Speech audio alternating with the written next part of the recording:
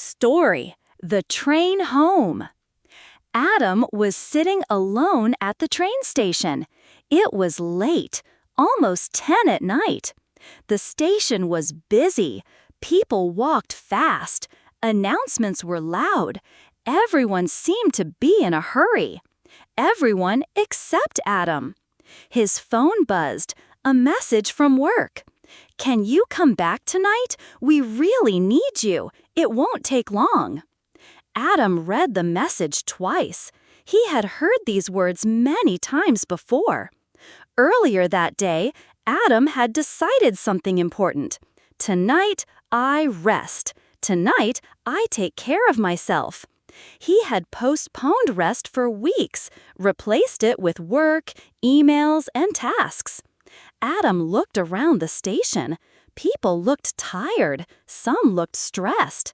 He realized he wasn't alone in feeling this way. His phone buzzed again. Another message. "Are you there?" Adam typed slowly. "I can't come tonight. I need a break. I will be back tomorrow." He pressed send. A feeling came over him. Relief. The phone stayed quiet. Adam breathed out slowly. It felt good. Above him, the screen changed. Next train, 10:45 p.m. Adam stood up. The train arrived with a low sound. Doors opened. People rushed inside. Adam stepped on calmly. He found a seat by the window. The train started moving. The city lights passed slowly.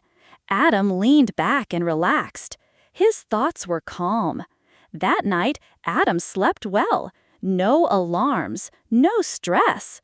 The next morning, sunlight filled the room. Adam woke up feeling refreshed. His work was still there. His responsibilities were the same. But now he felt ready. He hadn't avoided work. He hadn't failed anyone. He had just given himself a needed break. Taking a break is not weakness. Sometimes it is the bravest choice.